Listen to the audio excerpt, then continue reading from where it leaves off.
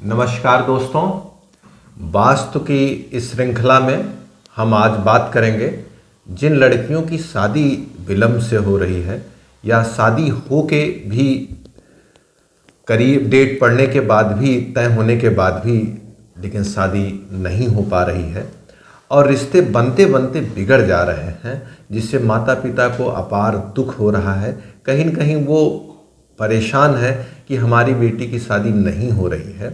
इन तमाम समस्याओं के मूल कारण में अगर देखा जाए तो कुंडली के साथ साथ वास्तु भी बहुत जिम्मेदार होता है कि क्यों का शादी नहीं हो रही है।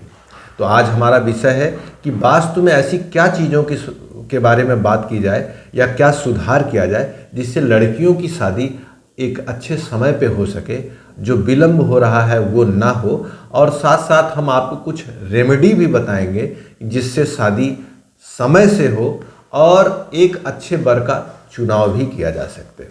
तो सबसे पहले आपको बता दें, हमने जो पिछले वीडियो में कहा कि जो चारों कोण होते हैं वो बड़े महत्वपूर्ण होते हैं।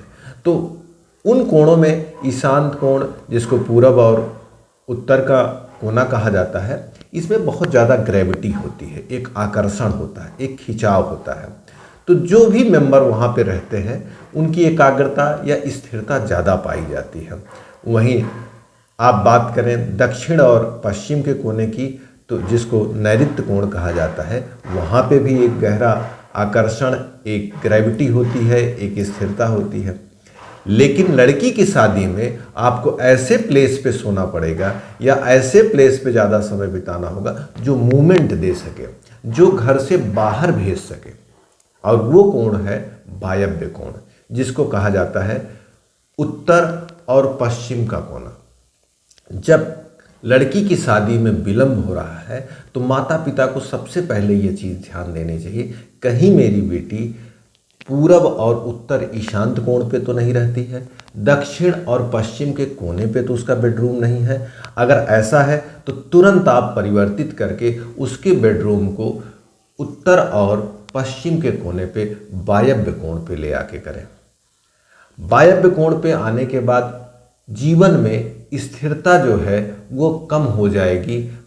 इसका मतलब है कि वो अपने घर से दूसरे के घर जाने की उसकी स्थिति बनने लगेगी, विवाह संपन्न हो सकेगा। और साथ में अग्निकोण भी सहयोगी है। कुछ घरों में मान लीजिए वहाँ पे नहीं सोने की व्यवस्था है तो अग्निकोण दक्षिण और पूरब के कोने पर अगर बेडरूम रखा जाए तो सहायक होगा।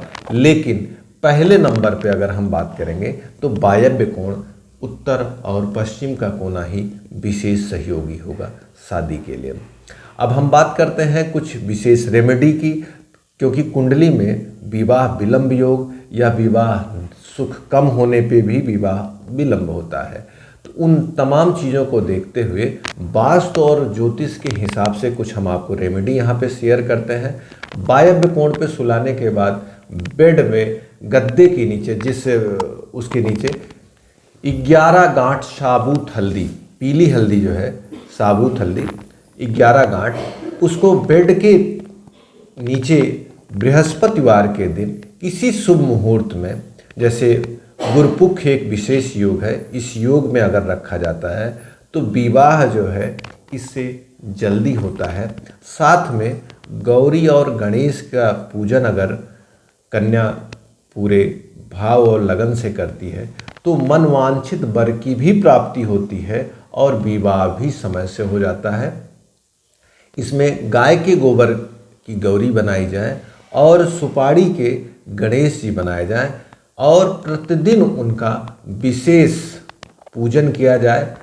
अगर ज़्यादा नहीं आता है तो कम से कम उनको स्नान, वस्त्र की जगह रुई हल्दी लगाकर अक्षत, फूल, आरती, ये तमाम प्रक्रियाओं से माता गौरी की पूजा और गणेश जी की पूजा, जो सरलतम आप कर सकते हैं, करें। और साथ में माँ कात्यायनी की पूजा भी शादी के लिए विशेष फलदायी होता है। और पूरे भाव और श्रद्धा से अगर आप ये प्रक्रियाएं करते हैं तो आप देखेंगे जल्द से जल्द ही आपकी बेटी के विवाह में जो बाधाएं आ रही हैं, रिश्ते बिल्कुल पास पहुंचकर बातचीत तय होने के बाद भी टूट रहे हों, वो बाधाएं आनी कम हो जाएंगी और आपके बिटिया को एक मनवांछित, एक अच्छा वर, एक अच्छा परिवार, एक सुखी जीवन प्राप्त होगा। आप इन उपायों को करिए। इससे संबंधित और भी कुछ जानकारी अगर आपको जाननी है तो आप हमारे कमेंट बॉक्स में जाकर कमेंट कर सकते हैं। हम आपके प्रश्नों के जवाब देने की पूरी कोशिश करेंगे। धन्यवाद। उम्मीद करती हूँ आपको वीडियो पसंद आया होगा, तो इसे लाइक करना ना भूलें। ज्योतिष और पंचांग से जुड़ी जानकारी हम आपके लिए लाते रहेंगे, तो आपके अपने YouTube चैनल ज्योतिष पंचांग को सब्सक्राइब करें और बेल आइकन जरूर प्रेस करें ताकि आपको लेटेस्ट वीडियो की नोटिफिकेशन लगातार मिलती रहे।